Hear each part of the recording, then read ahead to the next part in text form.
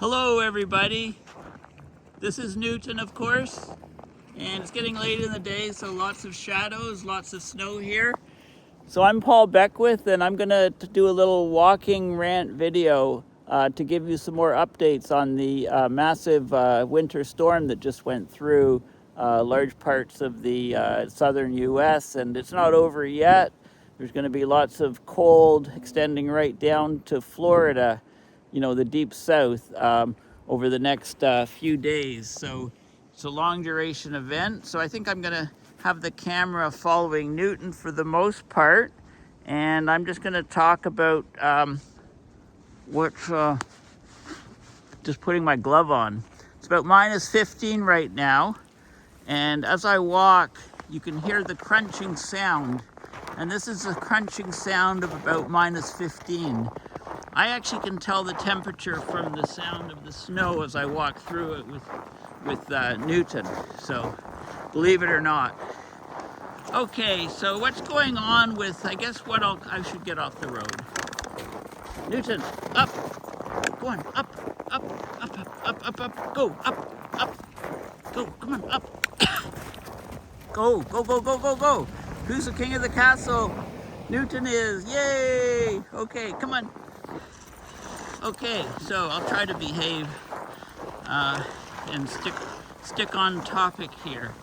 So, Yale Climate Connections just has a great article on what's been going on. It's by Bob Henson with assistance from Jeff Masters, so they write great stuff. You don't want to miss what they write. So winter weather basically has to push uphill in our warming climate. So what we've seen is this storm that we've just had that went through the U.S. It could set records for total damage, prolonged cold, and general winter misery. Nashville, Tennessee was hammered worst. It's a large urban center that was damaged the most. There were basically 150 million people across central and eastern USA that had to endure snow, freezing rain, sleet, or bitter cold since Friday, January 22nd.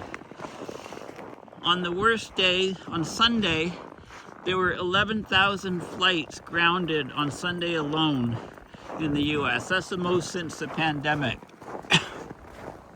There was a multi-day standstill in many towns and cities. Over, I think the death count is up to about 70, 80 people.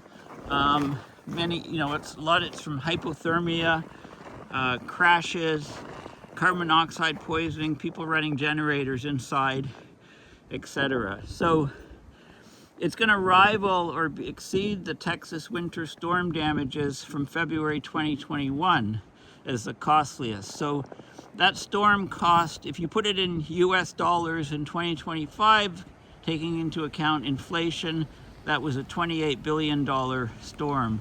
There's a great billion-dollar disaster website.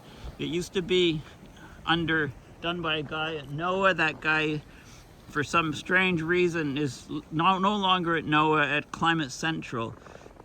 So this storm caused tremendous amounts of power outages. I just checked about an hour ago, and on the site poweroutage.usa or .us, 326,965 customers are still without power as of now. Now that's customers. The average household has 2.5 to 3 occupants, so multiply by 3, we're talking about almost 1 million people still in the cold and dark now, which is heading to, you know, it's Thursday, the 29th. We're like 4 days out from when the storm hit, and all these people have lost their power and been without power for over 4 days now. During the peak of the storm, 823,000 people were without power, or customers rather. So multiply by 3, that's approaching 2.5 million people. And 1 million are still without. one of the hardest hit cities, like I say, was Nashville, Tennessee. 90% of customers lost power in Nashville. Over 100 power poles snapped. Basically, it looks like a war zone or an ice zone in Nashville from this storm. Many areas had lots of freezing rain. Other areas had sleet. Other areas just had 2 feet of snow, depending on where you were. And I'll talk about some of the details. So, Monroe, Louisiana, the airport was the heaviest hit airport. Sorry, Newton, come on, behave yourself. Behave yourself. No, I'm very sorry. Okay. I'm a negligent dog owner. Okay, Newton, come on, you gotta behave, buddy. You're gonna get a detention.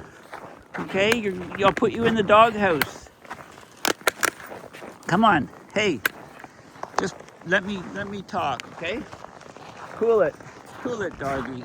What a dog owner, holy crap. So Monroe, Louisiana, almost 0.9 inches of rain at the airport.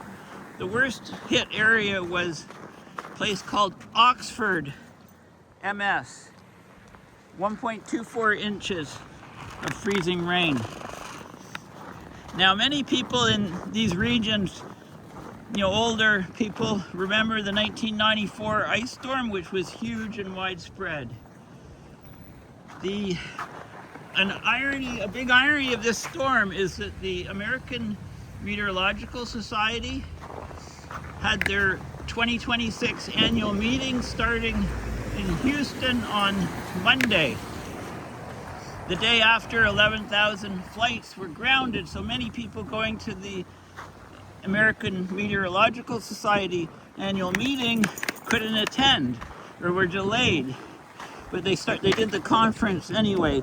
I mean, Houston was, most of the ice hit Houston, missed Houston. Newton, for God's sake, stop pulling, okay? You're annoying me. I'm gonna drop my phone. This leash isn't the greatest. Dog walkers don't recommend this type of extendable leash. How can I? Okay, so anyway, the cold is ongoing. Much of the nation will still be encased in cold air and or below freezing levels for another week or so. And so there's a huge risk of hypothermia, carbon monoxide poisoning, CO poisoning rather, from unsafe use of home generators. If you run a home generator to generate power, if your generator is in the garage even, it's bad. It's got to be properly ventilated because carbon monoxide will then get into the air and could poison you. And you're unconscious without even knowing it. There's no warning signs really. You're just, one minute you're fine, next minute you're zonked from carbon monoxide, and if it's not ventilated, you could just die. It basically starts to take over the blood. It displaces oxygen in the hemoglobin. Okay, this is a challenge. I shouldn't have crossed the street. Okay, let's go this way. Come on, this way, doggy. Come on. He really makes it problematic for... Come on, doggy. Come on, you're not behaving that well. You come with me. Okay, we're almost at the park, so my dog troubles will end because I'll let him off the leash. It's an off-leash dog park right in my neighborhood. It's awesome. I'm just gonna go up there and let him off, and then I can continue in peace. So just enjoy the walk and make note of that crunchiness of the snow, that sound frequency. If you had a sound spectrum analyzer, you could get a certain frequency spectrum from the noise, and people in the far north can tell temperature within a couple degrees from the sound. So this is what I'm kind of training myself to do. Okay, Newton, just a second. No, just wait. Sit. Good boy. Okay, hang on. You're gonna go to the park. Go! Okay, finally.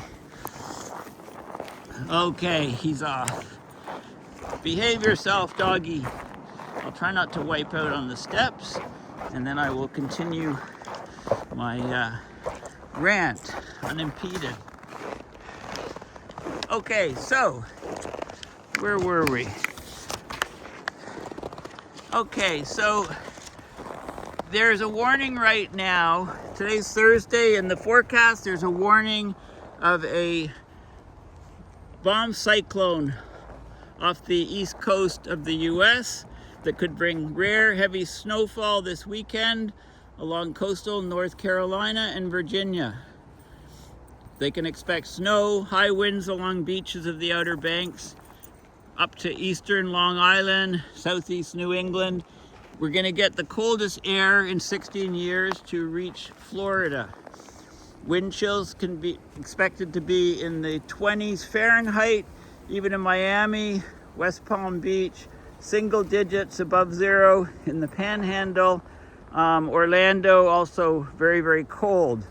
On a positive note, Mar-a-Lago should be freezing for this weekend, Sunday, and for a few days.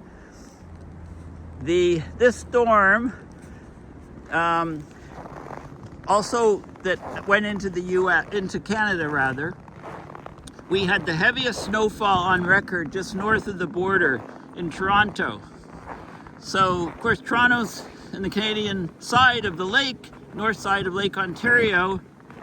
The airport had 46 centimeters or 18 inches, a foot and a half of snow, it's the most since 1937.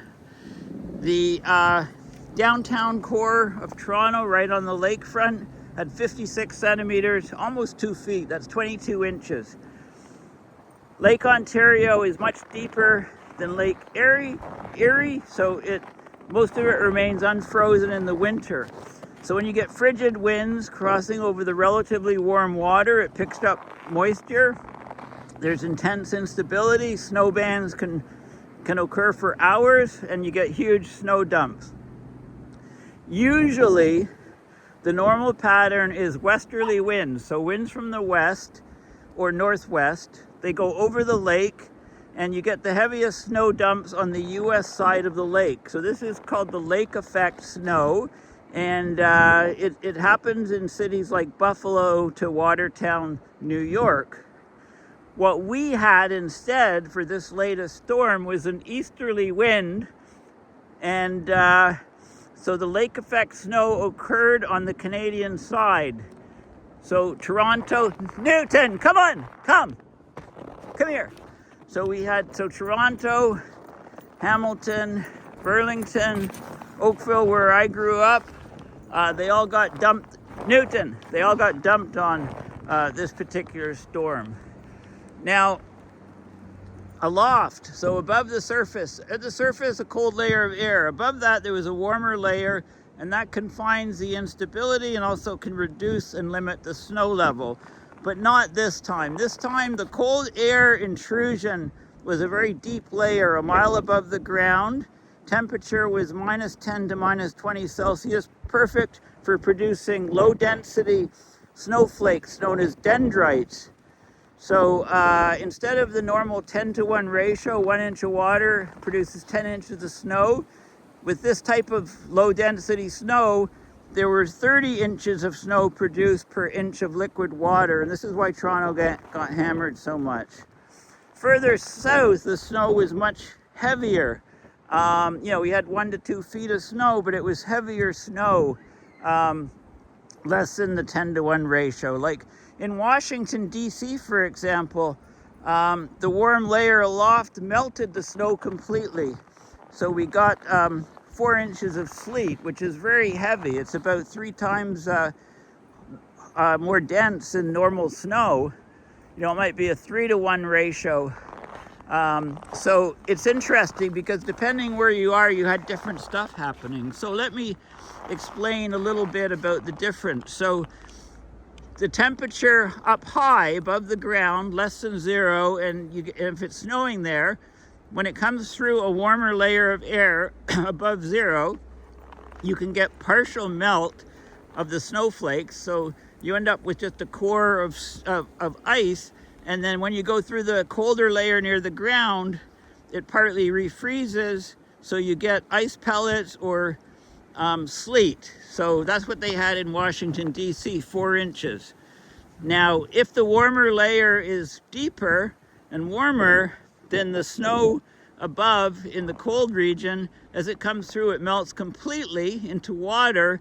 And then as the water goes through the cold layer near the surface, you get super cooled water. And then when it hits the ground, it freezes instantly. This is a freezing rain, which I've described as happening. So all of these different effects occur in different places. So the sleet that hit Washington also hit parts of Arkansas and caused many roof collapses, etc. So anyway, there are widespread implications of this storm.